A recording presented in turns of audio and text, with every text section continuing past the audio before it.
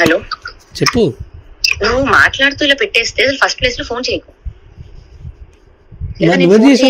చేయకంటే నేను చెప్తా కాదు, నీకు ఫోన్ చేసే ముందే చెప్పా నేను నా బాధ చెప్పుకుంటా ఫోన్ పెట్టేస్తా అని. ఎందుకంటే నా బాధ ఎవరికి చెప్పుకోలేను కదా, నాకు ఎవడో లేడు నీ వల్ల, నీ పుణ్యం అని చెప్పి. నేను ఎవరిదో ఫ్రెండ్ అంటే ఫస్ట్ ఆడికి ఫోన్ చేసి నీ ఫ్రెండ్స్ తో మాడాను నేను. వద్దురా ఇవన్నీ వద్దు. ఇప్పుడు కూర్చొని నాకు కదా ఏ రోజు లేదు కదా, ఇప్పుడు కూడా లేదు కదా. వద్దు మరి నా బతుకులను బతకనివ్వచ్చు కదా. నిన్ను ఎక్కడ ఇప్పుడు కూడా లేదు కదా, మరి నేను ఎక్కడ ప్రాబ్లం చేశాను నీకు? నేను ఆ రోజు నా దగ్గర ముంబై వెళ్తున్నాను అంటే నేను వద్దన్నాను.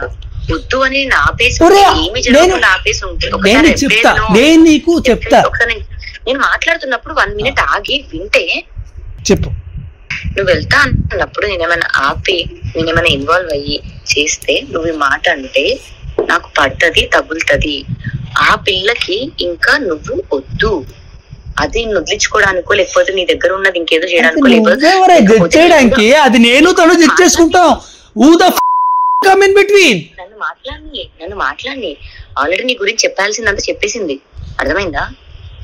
ఓకే, ఆ తర్వాత కూడా నువ్వెవరు తెచ్చేయడానికి అంటున్నా కాదు, మరిద్దరికి సంబంధం లేదన్నప్పుడు నా జీవితం తెచ్చేయడానికి నువ్వెవరు?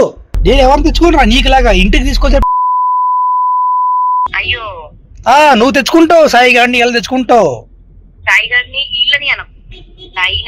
ఆడొక్కడే అది నేను ఒప్పుకుంటా, అండ్ ఆ విషయాల్లో కూడా తప్పట్లే ఎప్పుడు కూడా.